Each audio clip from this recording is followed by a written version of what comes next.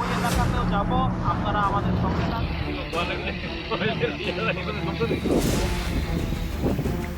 1 and 2 মাছ আনতে তো জালি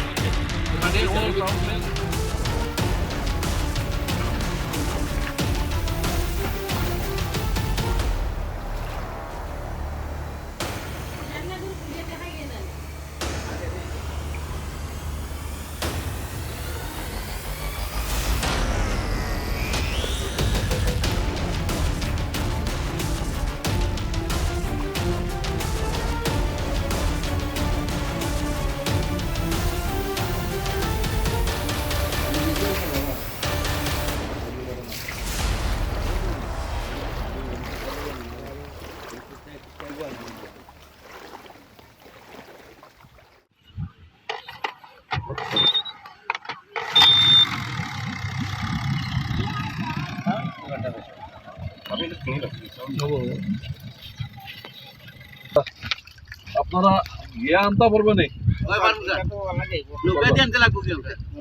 মেন রোড থেকে নৌকায় আর আপনারাই উপরে যাই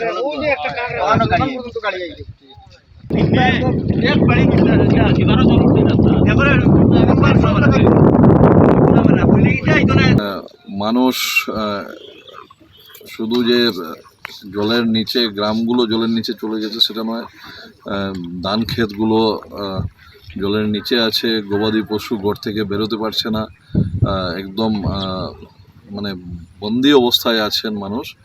আমরা জেলা আয়ুক্তর সঙ্গে এখান থেকে ফোনে কথা বলেছি, আমরা গিয়ে প্রত্যক্ষভাবে ওনাকে বলবো অন্ততপক্ষে সবাই তো ত্রাণ শিবিরে আসা পর্যন্ত সম্ভব হচ্ছে না, স্কুল নেই, স্কুল আছে তো স্কুলগুলো জলের নিচে আছে, এক বিভীষিকাময় পরিস্থিতির মধ্যে মানুষ আছেন। অন্ততপক্ষে সরকারি ব্যবস্থাপনায় সবাই যাতে ত্রাণটুকু পান, ত্রাণের ব্যবস্থা যাতে সঠিকভাবে হয়, আর পশুদের জন্য অন্ততপক্ষে গবাদি পশুদের জন্য যাতে ক্যাটেল ফিডগুলোর ব্যবস্থা করা হয়, আমরা জেলা আয়ুক্ত মহোদয়কে বলেছি।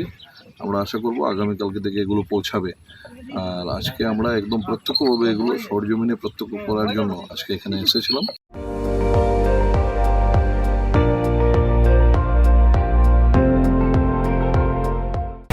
আপুনি চাই আছে ND24, সৰ্বশ্ৰেষ্ঠ নহয় সৰ্বোত্তমৰ দৌৰত।